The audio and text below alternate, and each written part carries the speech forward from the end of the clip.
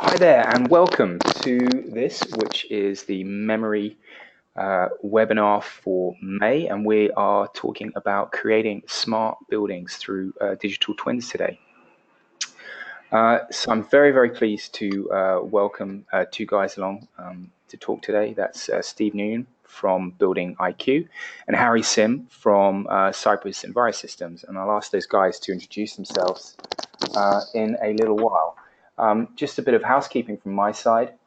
Number one, I'd just like to thank our sponsor for this year's series of webinars that we're doing, and that's Project Haystack. And I'd encourage everybody to go and check out the open source project at it's project-haystack.org. And their aim is to simplify data for the Internet of Things. So they're semantically tagging data. Doesn't necessarily have to be from building control systems, but that's certainly one of their focuses. And it's really, really interesting project. So please go and check that out. Also, really want to encourage everybody who's listening today to ask questions. The way we handle that, if you guys type them into the chat box, I'll get them here, and then I can put them to Steve and Harry when they've then finished their presentation. So yeah, without further ado, let's speak to the guys. Hi guys, welcome to Memoori Smart Building Series. Hi, good morning. Maybe just we kick off. Maybe if you guys could give us a little intro about yourself and your business, that would be great. Sure. This is Steve Nguyen. I guess I'm speaking first. I'm with BuildingIQ. I head up marketing and product. BuildingIQ is a technology-powered services company for the buildings industry, and so we provide something called the 5i platform, which enables services from visualization all the way through something we call predictive energy optimization, which is closed-loop control for energy savings within buildings. Harry?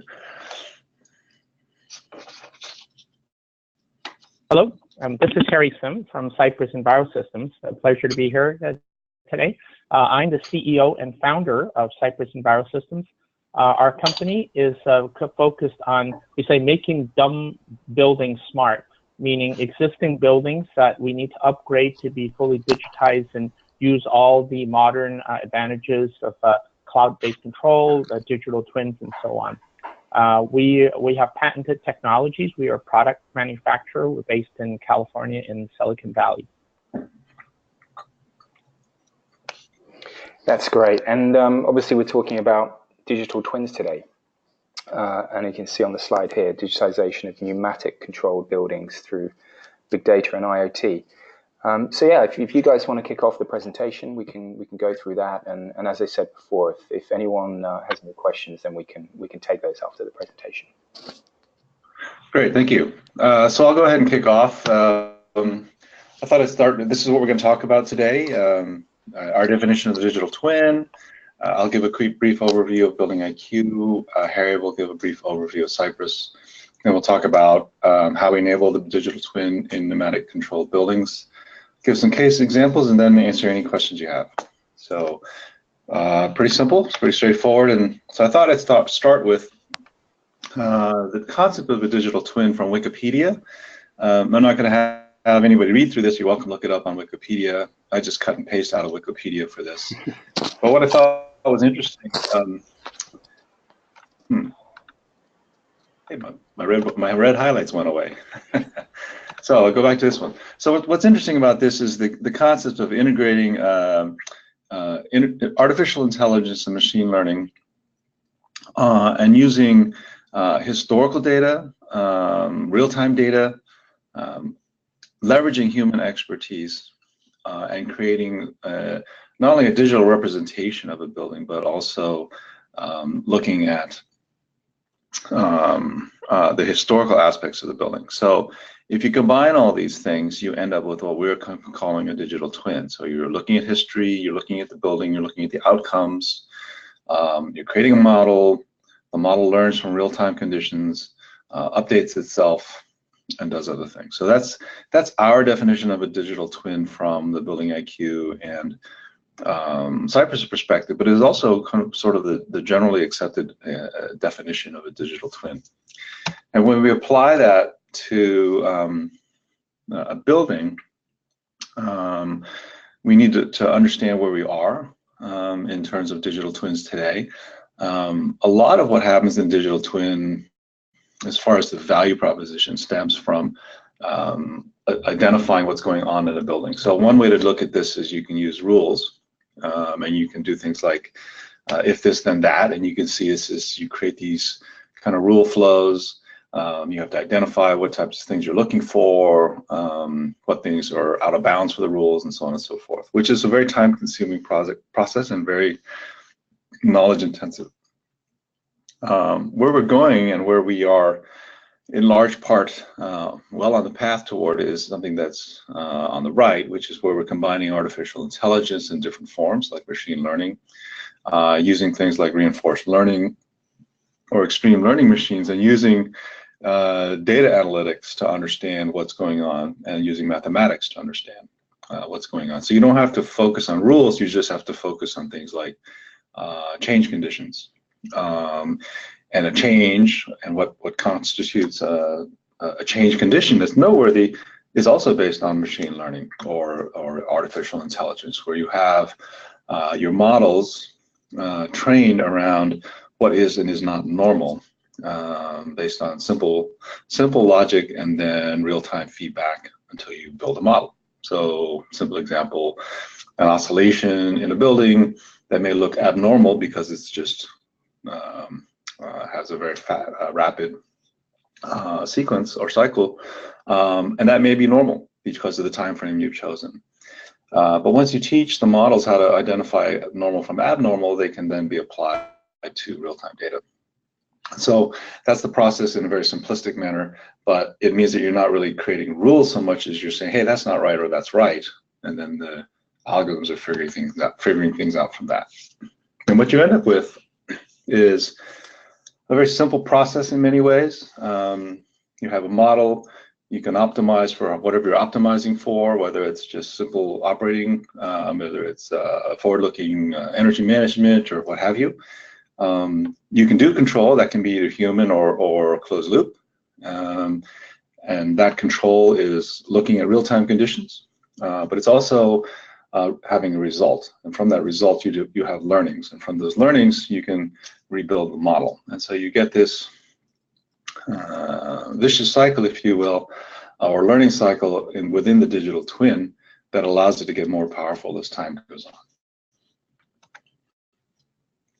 So that's a brief introduction to digital twins, and now switch very quickly over to BuildingIQ. I'll discuss a bit about who we are, and then I'm going to hand it off to Harry, and Harry will discuss about who Cypress is. So our model is, this is a pillar scenario where we think of what we do in terms of the industry, in terms of 5 pillars. Very simply, we're trying to build a better building IoT. I think this is pretty consistent with other companies who offer cloud-based services within the building's environment. We're bringing in data. We have a model where other companies may use physical models of the building. We use mathematical models. We have some form of measurement and verification. That's not quite the same as M&V, although we do offer that. The notion really is you want to measure and verify what you do. The fourth pillar is control.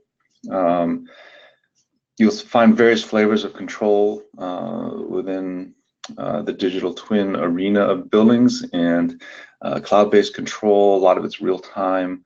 A lot of it's designed to kind of achieve a steady state or equilibrium. In our particular instance, it's a bit forward-looking. So we're doing actually closed-loop control based on a forward-looking model to curtail energy consumption based on cost, typically. But the fifth pillar that's really interesting and also is consistent with the digital twin is the idea of using human capital or human expertise. So no model is perfect, especially when we're talking about buildings, and the many varieties of things that can happen within a building that are influenced by human decision and best practices. And they change from person to person as the building ages. And so it's very important to, when you're looking at the philosophy of bringing a product to market, to understand that the human expertise, human knowledge, human advice plays a huge role in what's happening in a building. So that's incorporated into the way we philosophically build products, and that is our fifth pillar, if you will. So our platform is designed to operate in the cloud. Obviously, we are consistent in creating models, control models, comfort models, and thermal models, doing trending analysis and diagnosis, and all of that stuff happens up in the cloud. But just as importantly, we pull as much information out of the building as possible, whether we're working with partners like Cypress, or working with simple IoT sensors, or a resident BMS, or other sources of data. It's all being pulled out of the building, either through someone's appliance or our own, into the cloud. And then, of course, APIs feed bidirectionally either our own services or unidirectionally, typically pulling data from external services like tariff tables or weather or what have you. So all of that is consistent with creating a digital twin for a building, but it also is very flexible from a building owner's perspective. And so our company provides services across the whole journey, from visualization through analytics through control and optimization, which makes a lot of sense because in a portfolio of buildings, you're going to have buildings in various stages of capability, and you may choose to hop on a journey towards greater efficiency in any one of these stages. And so finally, we have a whole series of products sitting on top of our platform, which we can discuss in depth in Q&A if you wish, but suffice to say, it's a series of services built on top of a platform, all technology enabled, and most of them, if not all of them, in many ways tempered by human expertise as well. So that's my brief overview of BuildingIQ, and I'd like to hand it off to Harry, and Harry can discuss Cypress Envirosystems. Okay, thank you, Steve. So again, this is Harry Sim, CEO of Cypress Envirosystems, and we're partnered with BuildingIQ to implement these cloud-based IoT solutions. But our expertise is in working with older existing buildings and how to enable them to take advantage of all of the things that you heard about. Now, Steve mentioned, all the sensors that are pervasive in buildings, grabbing the data, doing the analytics, doing the control and the optimization. And that's great. There's a lot of benefits from all of that new technology. Unfortunately, a lot of buildings that are in use right now, they don't have a lot of the sensors in place. They don't have the communications. They don't have the networking. So it's not possible to do the things that Steve explained over the last 10 minutes. In fact, what we see here in this picture are pneumatic thermostats. Now, if you live in North America, which is where this technology is most prevalent, you see a lot of these devices that are from Honeywell, Johnson Controls, or Siemens. And actually, they're not electronic at all. They're pneumatic controls, which means they work on compressed air. If you take the thermostat off the wall, all you have are tubes there with compressed air, and the air moves dampers and valves. You can imagine with these, there's no sensor data, there's no communication, there's no fault detection, there's no remote control. So it's not possible to implement the things that we really want to in modern buildings. So again, as I mentioned, this technology is in about 70%, that's 70% of the non-residential buildings in North America. So that's a huge percentage, which is why we want to bring this solution up to you, which is how do we upgrade these buildings? Because if we don't do this, then 70% of the buildings are really not capable of implementing the digital twin and the IoT solutions. So next slide, please, Steve. Oops, sorry. Now, before I go on to the solution, let's talk just a little bit more about what are the downsides of having the pneumatic controls, right? These are the pneumatic mechanical controls. Well, it's not only the thermostat that's mechanical. We have dampers, we have actuators with valves, we have air pressure tubes, so we have calibration for pneumatic elements. So throughout a system that you are distributing and controlling the end terminal units in the building, where the people work and live, actually, the most important parts, you have a lot of mechanical devices. Well, In a pneumatic system, you have no data, so you cannot detect any faults. In fact, the occupants, the people in those spaces, those are your sensors, and they're the ones who tell you where something's wrong because they're uncomfortable. So obviously not something you want to rely on. You know, that's not what a modern building is about. And we want to proactively be able to detect faults and correct them before people are uncomfortable, before we waste energy. That's one reason why we must upgrade these systems from the old pneumatics. Next slide, please, Steve. Okay, in addition to the lack of fault detection, another penalty, if you will, for having these older controls is you waste a lot of energy. That's because things that we take for granted in modern buildings, that you can program in things like a temperature set point enforcement or programmable occupancy zones, you know, when you have weekends or nights, and you talk with the utility for auto demand response or doing fan control. I'm going through these fairly quickly because these are strategies we do in modern buildings all the time. But if you have pneumatic controls, you can't do any of them because there's no programmability, there's no communication, there's no remote control. So pneumatic buildings tend to use 20 to 30% more energy than a fully digital building. So that's another reason, you know, between this energy waste and the fault detection, you really have handicaps for these older buildings. And how do we now upgrade them to be able to take advantage of all those things, you know, do all these energy savings, talk to the cloud, become IoT enabled, and have a digital twin. So we can go to the next slide, please, Steve. Okay. So the solution that we have from Cypress Envirosystems, it's a patented solution. It's a non-invasive upgrade. Now, why do we say non-invasive? Well, actually, the conventional way to upgrade pneumatic controls to digital is very disruptive. You have to rip open walls and ceilings. You have to run new wires. You have to replace the actuators with motors. Usually it involves many hours of work, even for just one thermostat, and it disrupts the occupants. Now, because of the amount of labor and the occupants, you're talking thousands of dollars per zone, and you know, huge inconvenience for the occupants. So it's really for that reason why so many of these systems are still in use, because once you have them, they're kind of embedded in your building and you're stuck with them. It's very hard to swap them out, if you will.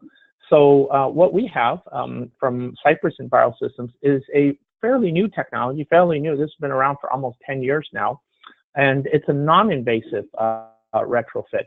So it only takes a few minutes, like 10 minutes, to do an upgrade. You basically remove the old thermostat from the wall. You connect the air tubes that are sticking out of the wall back into the thermostat, the new wireless pneumatic thermostat. You mount it back on the wall, you press the buttons, and you're good to go. So you don't need to go behind the walls and behind the ceilings. Now, in case some of you still, you know, not aware of what these pneumatic thermostats do, those are the ones that, you know, when you pull it off the wall and those tubes are there, you hear the hissing sound like that. It's all compressed air behind it. Those two tubes there are not electrical wires or communication. Those are just air tubes, and that's what we have to connect to. We replace the old thermostat with a new one, connect to these air tubes, and then you enable the control. Once you have this new wireless pneumatic thermostat installed, you have basically full digital monitoring and control. So you have all the sensor data, you have the control and the communications. You can talk BACnet if you're aware of that. And then now you can talk with the cloud and enable all those things that Steve talked about earlier from BuildingIQ. Next slide, please. Great. Okay, Steve. Yeah. Yeah. So thank you, Harry. So we can. The next section is really talking about how the combined solution works to benefit pneumatic buildings. And so, as Harry was talking about, it's really a question of a lack of feedback and visibility and control, external control, when you're doing pneumatic thermostats. And then, of course, there's no diagnostics that can be done. It has to be all done locally and manually. At the same time, when you're talking about supplying an external service like our own, like BuildingIQ's, without zone level feedback, we're flying blind essentially. We don't have the feedback that we need at the zone level. It's also creates a situation where while we are doing optimization purely at the HE level, zero feedback, we run a very much increased risk of making people uncomfortable with your changes, and that's works very counter to the goal of saving electricity or energy if you're becoming highly unproductive because of people being uncomfortable. And finally, working with mathematical averages just makes it more difficult. It makes it less accurate when you're dealing with a multi-zone large building in the commercial space. So Cypress and BuildingIQ are combining our solutions. It falls into the control realm where we're adding, basically rolling in pneumatic buildings into a larger world of digital twins. It's a great starting point. It's probably it's the best starting point when you have an existing building and you want to roll up into an energy controllable space, but you get so much more. And so what we do is we think of it as a journey. If your building is pneumatically controlled and you want to step into a realm where you can do things like automated demand response or smart setback strategies, you're going to want to take that first step and ramp up from pneumatic thermostats to wireless pneumatic thermostats. It's a much more cost-effective way than going through something like a DDC upgrade. Harry, do you want to comment on this? No, I think you explained it fairly well. Yeah, basically, we want to do it with the least disruption and the least cost possible to get the same benefits. Yeah. So maybe you could talk a little bit about the wireless pneumatics once they're in place with a combination of this external. If you could just talk about how some of the things you can do now that you've put in wireless pneumatic controls or thermostats. Sure. Yeah, thanks. So essentially, once you put in the wireless pneumatic thermostats, you have all the functionality of a conventional digital thermostat. Many of you might have heard of DDC, direct digital control thermostats that can do communications, can do set point control. You can program them for night and weekend schedules. You can extract sensor data to create diagnostics. You can program them to talk with the utility to do things like auto demand response. And they talk BACnet, right? They're part of an overall building management system that can send data to the building management system so that you can optimize fully, as Steve was saying, a full closed loop control. All the sensors from the zones can feed the data back to the building management system and do a closed loop control from all the chillers, air handlers, and boilers and so on, all the way to the end and data feedback. So that's what you expect from digital stats, and that's what you would get from wireless pneumatic thermostats. So in fact, there's no difference from a digital stat. The only main difference is that it takes 5 to 10 minutes to install, and you keep the pneumatic infrastructure. You keep the same compressed air damper, compressed air valves, but now you have the visibility and control that you expect from DDC. Steve? Yep, thank you. And so we combine the solutions, we end up with an ability to visualize in multiple tools what's going on in your building. So where you might have very, very low granular visualization standalone, the combined solution gives you an ability to see what's going on at the zone level, to meld that in with the many parts of the BMS that can be trended. So any point coming out of your AHU or other devices even that are tied into the BMS can be visualized. And the addition of the zone points and the temperature sets really give facility managers an ability to look at what's going on. It gives us as a service provider a means of optimizing energy consumption without impacting tenant comfort. And as Harry was saying, it gives us the ability to do all of the same things we would do with a fully digital modern BMS. We can enable that now in pneumatic controlled buildings. So it's really a giant leap forward for buildings to be able to update from pneumatics into digital pneumatics, and then to be able to combine that with full digital twin services. You get the best of both worlds without incurring the cost or the disruption of the DDC retrofit, which is kind of the easiest path to take because it's best understood. but is not necessarily the best path to take for the owner or the tenant.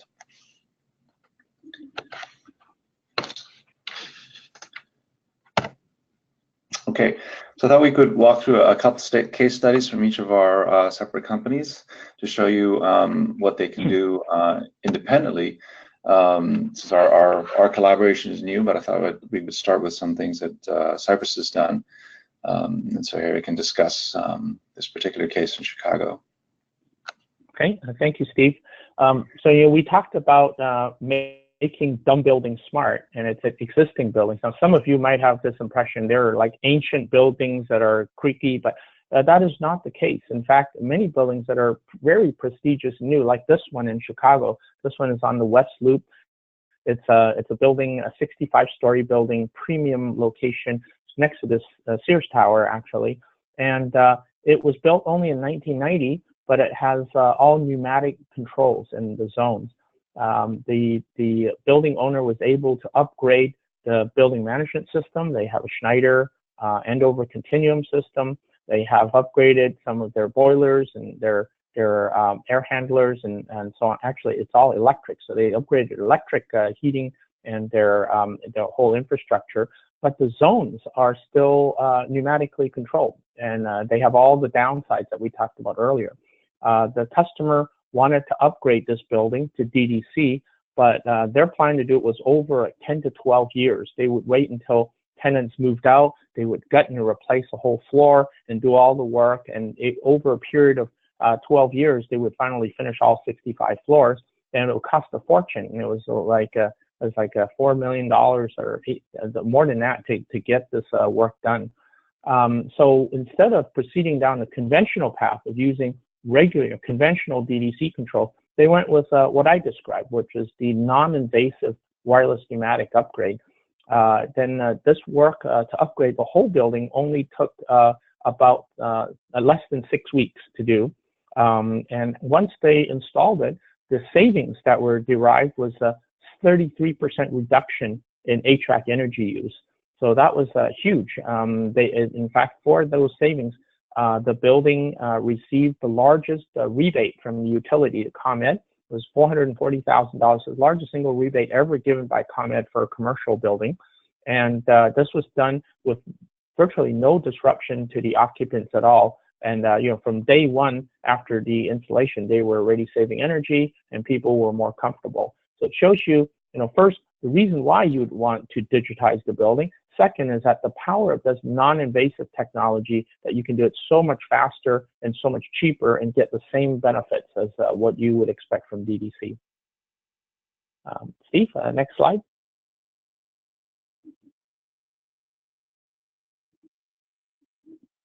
All right, so that was a relatively new building that I talked about earlier. Now, in fact, there are a lot of old buildings, and some of you may be working with these older buildings. So I want to show you what we can do with that as well. This case study is from New York City, and this is actually, both case studies were independent. These are not Cypress Envirosystems case studies. The earlier one case study was from ComEd, that's the utility serving the Chicago area. And this case study is from the city, New York City government.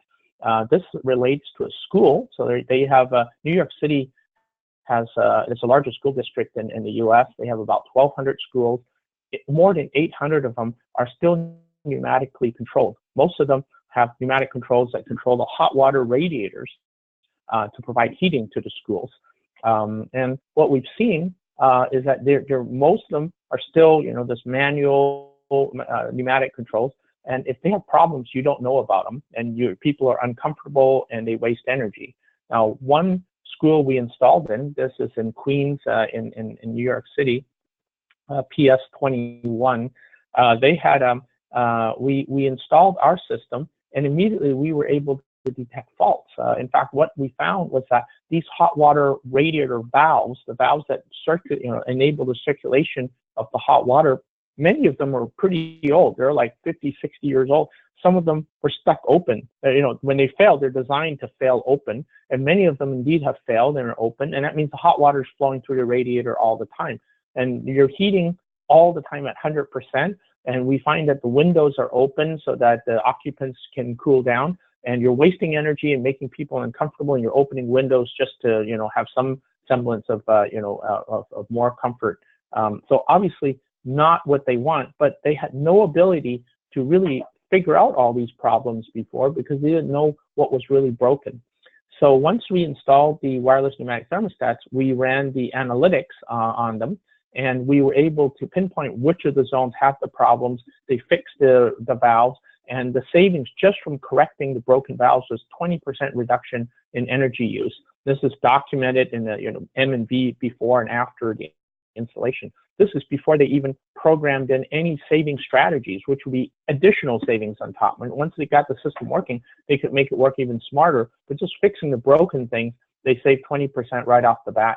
And that kind of shows, you know, the power of the fault detection and analytics, especially if you have older buildings that, you know, you really have infrastructure that's probably been degraded, but you don't know where it is. Having this type of controls and having the analytics would be huge improvement to make the building more comfortable and more energy efficient.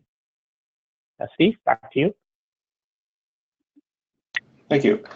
So this next one is also in New York City. This is a large Leeds building in town. It's a Class A space. And what we found here is that we were able to achieve cumulative savings of over 800K. And the way we did that is really layering on our technology, which basically is what it's doing is it looks forward about 24 hours at the tariffs, and based on tariffs and weather, it determines what's the optimal temperature. And what we do is we guide the BMS through optimized set points to keep it below the threshold for discomfort. So in other words, taking advantage of the band and riding through the more expensive, hottest parts of the day. And so what that means is basically, in this case, about a 13% reduction in heating, venting, and air conditioning costs, or the electricity affiliated with that cost, which roughly translates to, give or take, 5% of the whole building energy costs.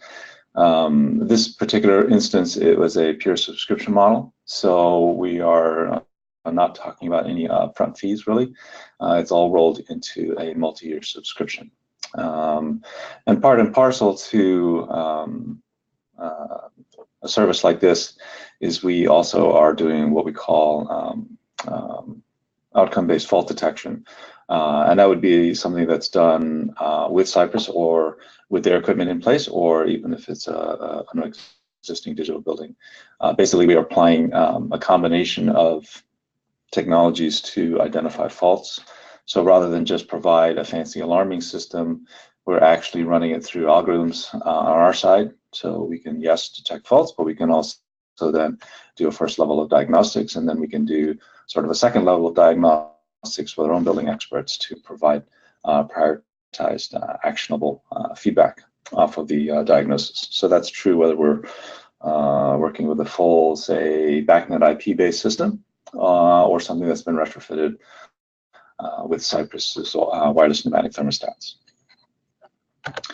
This next one is out of Australia. It's a hospital, St. John of God. As you would expect, we're really talking about the common areas here. So administration, waiting rooms, things of that nature, as opposed to operating theaters or ICUs or anything like that.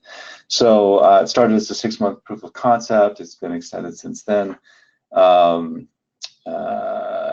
we had a 5% energy savings goal over 100%, but after working with only 50% of the available space, we were able to achieve our goals. So what was interesting here is that hospitals, especially in the North American market, nowadays are very much under price pressure. And so any savings on the operating side that's possible is extremely beneficial to the bottom line. And if you're following the hospital industry, there's a lot of consolidation going on that's been driven by cost. And so what we do is we, again, offer optimization services based on on cost. It can also be optimization services based on demand. So whether you're in a market environment that is pressured on demand savings and demand limiting, or you're in a market environment that's got pressure based on pure cost per kilowatt, it works either way. And in this particular instance, you can see we were able to achieve a significant amount of savings in a fairly short period of time of only 6 months. And with that, I'd like to turn it back over to James, because Harry and I are done with our presentation and we're open to questions, and this is how you contact us. Thank you. Great, thanks a lot, Steve, Harry.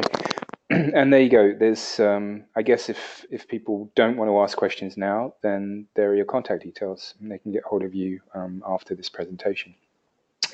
And we're making these slides available, so they'll be up on our website, as well as the recording of this, and we'll put them up on our channels on YouTube and SoundCloud. So if you guys want to listen again and get more details on some of those case studies that they talked about, then you'll be able to get all of that information. Yeah, look, really interesting, and obviously, again, interesting to see how you've applied the technology. I think the statistic that kind of like really stood out to me was obviously about how much pneumatic control there still is in non-residential buildings.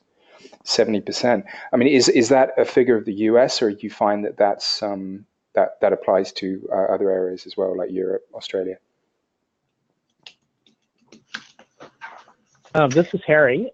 So this is primarily North America. The pneumatic controls are used in North America primarily. They're a little bit in the Pacific and in Australia and in the Far East, but not in Europe. So it's controls are very specific to different regions. So this is very much a North America challenge that we're addressing here. Mm-hmm. Okay, and you know, I think obviously your approach is super interesting. It look at kind of, I guess you could describe it as kind of like a hybrid system, right? You're layering the pneumatic control with some digital control. That is right. Yeah, maybe just a bit of explanation for your audience. The way that we do it, there's actually the pneumatic element inside is a bimetallic strip. You know, it bends one way when it gets hot, bends the other way when it gets cold, and that's what regulates that pressure. It controls the temperature. So we use exactly that same principle in our thermostat. So if you take out the batteries and you turn off all the electronics, it still controls the same way as it always has. For the last 100 years, we've had pneumatic controls. What we've done is basically put a robot on top of it, if you will. We have sensors that detect the pressure, the temperature. We have a little motor that can turn the knob and change the temperature when we need to. And we put a wireless antenna in there so we can communicate remotely. So yeah, the way you described is exactly right. We layered on top of the old infrastructure, a smart infrastructure, and kind of thinking a robot on top of the old thermostat that now enables you to have all these functions. But you can now do it remotely, and it's a lot cheaper to do. Right, because I guess instead of having to rip all this stuff out and you know, put in a completely digital building management system with all of the, you know, what's required, it's in this situation you don't have to do that. Do all the thermostats have to be retrofitted at once, or is this something that you can do on a zone basis? It can be done on a zone-by-zone basis, so it's not necessary to do everything at the same time. Yeah. So it can be applied at the zone or floor level or tenant level, if you will, and the same would be true for BuildingIQ services. I'd like to also point out that the hybrid solution, as you described, is really philosophically where the companies are at. You don't need to rip out entire building systems in order to do an IoT type application or a digital twin type application. There's a tremendous amount of power in the existing sensing technologies that are embedded in most buildings. It's really just a question of picking and choosing where you're going to get the most bang for your buck in digitizing. In this case, we're talking about wireless pneumatic thermostats. In other cases, you may want to just deploy localized occupancy window sensing on a mesh network, much like Harry has done with Cypress, except those types of devices. But at the end of the day, you're still leveraging some of the core systems that are in place. And I think in every instance, as we move forward towards pure digitization of buildings and built environments, you get this long, decades-long tail of tens and tens of thousands of buildings, or millions of buildings that are going to require hybrid solutions. So it's a very, very rich, viable market for a long time. Yeah, absolutely. So I guess that's enough questions from me. We've had a bunch of questions from you guys out there. So I'm just going to go through them now as quickly as I can. Sorry if we don't get through all of them. We've got a good 20 minutes. Should be fine. We should get through everybody's questions. I guess this one's for Steve. Is the 5i platform only offered as a cloud service, or can it also be set up within the IT infrastructure of a partner? No, ours is a cloud service. We've had customers asked to put it on premise. The difficulty with on premise is the management of the software pieces and the harmonizing of the communications between them. So while it can be done, it's very difficult. It's quite expensive, but more importantly, it also negates the ability to have systems learn from each other. So as we progress as a company, the 5i platform will adopt more and more learning models, and those learning models include models that cross different customers and different types of buildings and different types of environments, so we can establish better and better algorithms and models. So on-prem is certainly possible. It's not the most beneficial, and it leaves a lot on the table. Right. So yeah, obviously the advantage of the cloud means you can close that feedback loop, right, and get and it self-learning, get more information to improve your algorithms. There is another question here about twins. Since a twin uses historical data to learn how the building operates under many conditions, how can it detect poor performance if that poor performance is inherently within the historical data? Won't human expertise be needed for every setup of a digital twin to make sure anomalies and poor performance are detected? Anyone want to have a go at answering that? I can answer it with an example that we have. Early on, when we were looking at something called one-class classifier, our data scientists pointed it at some equipment and immediately identified an oscillation that they thought was anomalous. I think they were using something like a 24-hour or 48-hour time frame. So they started down the path of applying that towards existing buildings in a test environment. And what happened was that our building experts started looking at that and said, well, you know, that's pretty normal for that type of equipment, specifically that piece of equipment. And so there's an example of how we took in learning mode. So these algorithms are trained. In learning mode, we apply a human that says, hey, this is okay. You need to expand your time frame, or you need to extract that data and don't flag it as anomalous, and retrain your classifier to look for a different type of oscillation.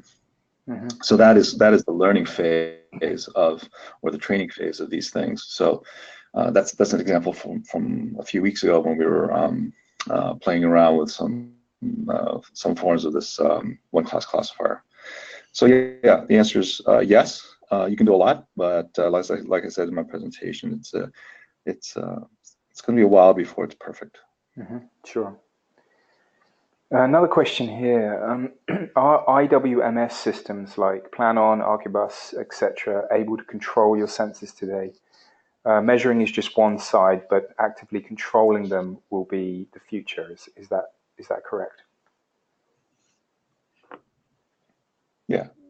Harry, you want to answer that? This is Harry. Yeah, I would address. So, you know, obviously a thermostat is a control and a sensor. So, you know, we're actually not relying on putting in new actuators and new controls. We're relying on the existing controls and the actuators and adding the sensors and the algorithms to improve how the whole system, the whole control loop works. So yes, absolutely, you know, measuring things, it's only one portion. If you can't do anything about it, you're not going to get all the benefits. But we're not talking about just measuring. We're talking about doing, or we're talking about sending commands back out to the controllers and getting set points and schedules and so on that would improve the overall control loop performance, if that makes sense. Yeah. Yeah, if I could add to that, I would say that from a market perspective, at the end of the day, a building is a building affiliated with a very small set of people who operate that building. Sometimes one, sometimes a few, and depending on their comfort level with external controls, there can be a fairly long period during which those folks get comfortable with the notion of especially cloud-based control. So when it comes down to that, we as a company often engage for lengthy periods of times with customers before we start controlling a whole building. So we may purely do fault detection and monitoring and advising services for some months before we are allowed to do, say, a floor for control, and then ultimately the whole building. So it's a stepwise progression, and that period of time can be lengthy to short. It really depends on the client. But yeah, at the end of the day, closed loop control is where we want to end up. We can't force the issue. It's a client by client transition. Mm-hmm. And if let's say somebody wanted to get data out of this, I guess 5i platform, or indeed from Cypress thermostat, can that data then be used for an IWMS platform? Basically, are you able to get the data out and use it in other systems? Sure. That's a case-by-case basis from our perspective. Harry can speak on his own behalf here, but when it comes to the 5i platform, we can absolutely provide the pure trending data. So we would typically take the kind of chaos of randomly named devices that may have been named over time with multiple building operators or multiple service providers. We harmonize them, in other words, we map them, and then we trend them. Most importantly, for BMS providers, we keep that data for a long, long time under your own lock and key. So we bring in the historical and the new, and we maintain it. So unlike a BMS that may flush its data cache every 2 weeks, every month, we have clients that are asking us to hold data for 10 years. So that gives you a lot of rich history against which to create other services. And that is a partner by partner, client by client basis, depending on what we're doing. And Harry can answer for his own systems. Yep. For the thermostats, it's a similar story. There are two interfaces, so it depends on what your IWMS software is capable of interfacing with.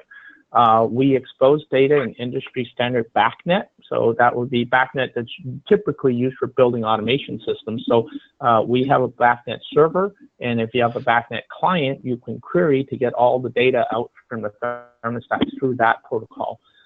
In addition to that, we have a RESTful API, which is very common now, just using IP technologies. And if your IWMS system has capability to query through the RESTful API, then you can also get full access to the data, and then you put it into your IWMS database and use it as you wish. There's no for our system, there's no license fees or any things that would prevent you from getting on, and it'll be all included in the type of subscription that Steve was talking about with BuildingIQ. Mm-hmm. Okay, great stuff. Another question here. How do you keep the model of the digital twin updated in the case of refurbishments and renovations? How do you guarantee that the digital twin is one-to-one the situation on site? Is there a bidirectional information exchange between 3D CAD design systems and a exchange between enterprise asset management systems to your solution existing? So tough one, that complicated, but you have some thoughts on that? Yeah, ours is done because we maintain a close relationship with the client. So the way the system works is all of the BACnet IP-based data. So the system is BACnet IP enabled, and then all of the data is exposed. We collect and trend all that data up in the cloud, and then we have both algorithmic or AI-based detection going on, and then we also have human operated network operation centers. And so we have account managers tied to each client, and so the NOC is looking at data and looking for interesting anomalies, in addition to just looking for kind of stray operational issues, like equipment running over the weekend, things like that. Those are all communicated in various forms to the facility. And it's through that communications methodology that we understand that there's tenant move-outs, that there are kind of exception shutdowns or retrofits going on in areas that we don't provide service. And then at that point, what we do is rather than have an integrated solution with a EAM or an enterprise system, what we do is we remodel the system so that our baseline metrics are consistent with the change. So we can take any zone or any set of equipment offline from the controls perspective and the modeling perspective, but more importantly, from the client's perspective and the contracts, we would remodel the system and re-baseline it so that we're measuring against what the system is actually doing, as opposed to something it used to do 6 or 12 months ago. So we stay consistent with the client, and we update the digital twin. We do not at this time do it automatically or programmatically, as you were asking. Okay. I think another question here for you, Steve. Could you please explain what is meant by using a mathematical model instead of a building model? I think you made reference to that earlier when you were giving an introduction. Sure. We take in about 12 months of historical energy and building data, as well as historical weather data and your historical tariffs. And we run it through our modeling algorithms to come up with the optimized energy profile for the building. Now, what's different is we don't care about the physical aspects of the building so much. So the type of glazing, the type of construction, all of that kind of stuff is more or less irrelevant to us. So our mathematical models are all based on the outcome, and we're extending that further and further with our data science research. In others, they create kind of like a physics model where they do take into account all of those factors, like the thickness of the walls, the build materials, the glazing, the triple pane, low E glass, all those sorts of things to create a digital model based on those physics. And we don't think that's necessary. It's really about the outcome. So there's two aspects to that. If you're not trying to go after, say, retrofit, maintenance kind of issues or anything like that, you're really just worried about the input and the output. And if your system is smart enough, you can guide the inputs to achieve a desired output, regardless of how broken the system really is. That's a methodology. A secondary methodology, which is perhaps more revenue from a vendor's perspective, is to understand the chain of sequences that happen when you do a specific input change and get a specific output, and understanding how that chain works and where it might be broken or improved. From a vendor's perspective, our perspective represents revenue, and from a client perspective represents avoided cost. So two different models, neither of which requires the physics of the building. So we can do all of this mathematically, and we don't need to go on site to do anything. We just look at inputs and outputs. Mm-hmm. Oh, interesting. Question for you, Harry. Any examples of using these digitized pneumatic devices to help develop a digital twin for an entire building? Have you done that? Well, actually, for the entire building, a lot of buildings already have the central plant digitized, meaning they have a building automation system. They're able to upgrade those. They would have visibility for the digital twins for the central plant equipment, things like chillers, boilers, air handlers, fans, and so on. What tends to be missing are the terminal units. Those are the devices and the thermostats and the dampers and valves in the tenant spaces, which is very difficult to upgrade because it's so disruptive. So what we've described is how to get to that portion in the tenant space. Once that is digitized, we can use BACnet and use existing communications infrastructure to combine that with the rest of the building. Then we have the full building, right? So what we see very often is that it's the zones that's the last most difficult thing to do. And that's what we're addressing. Once we get those digitized, we have the whole building digitization, a whole building digital twin. Mm-hmm.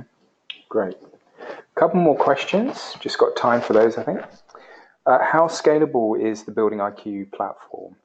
Is it currently set up for energy efficiency, sustainability-based data from HVAC systems only? What about other deployments in buildings from elevators, lighting, etc.?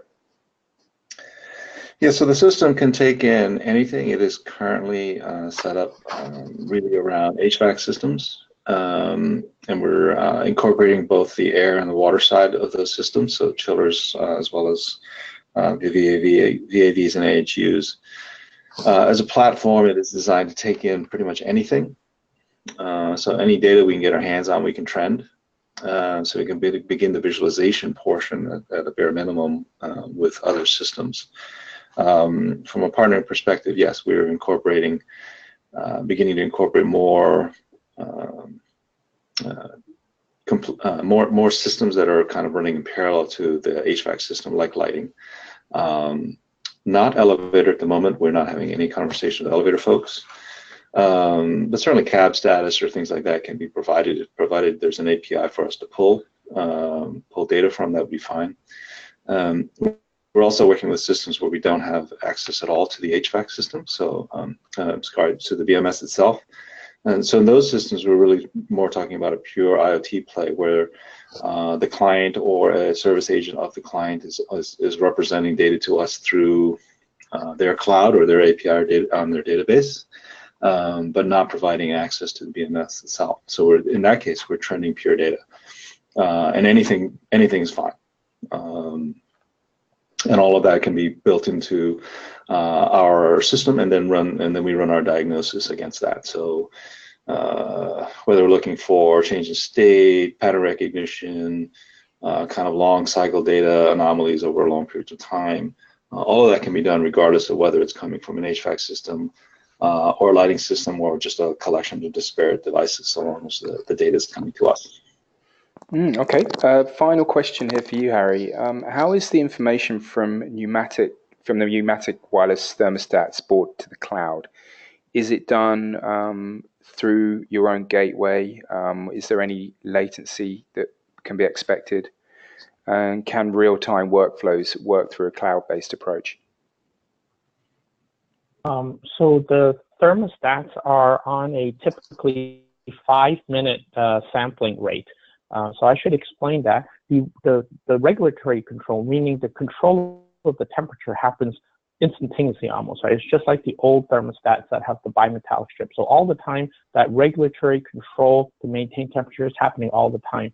But what gets fed up to the cloud and what the controls and commands get sent to the thermostat is on a 5-minute cycle. So it's near real time. But when you think about buildings and how quickly they respond to HVAC commands, there's a certain latency in just the space heating up and cooling down and the temperature response. So 5 minutes is usually much more than adequate. That's about faster than most spaces respond. So simple answer is, it's near real time, it's 5 minutes. Now, in terms of how the data gets to the cloud, in this specific case, when we're talking about the BuildingIQ cloud, we are talking with the BuildingIQ through BACnet, or it could be through the RESTful interface, and then the cloud infrastructure is provided by BuildingIQ. The Cypress data, the thermostat data, is actually local on the customer premises. We have these controllers called green boxes that store temporary data, and then the BuildingIQ cloud can either pull or be pushed for the data up to the cloud. And again, the fastest rate we can do that would be every 5 minutes. Okay, great stuff. Steve, could we go forward a couple of slides, please? Sure.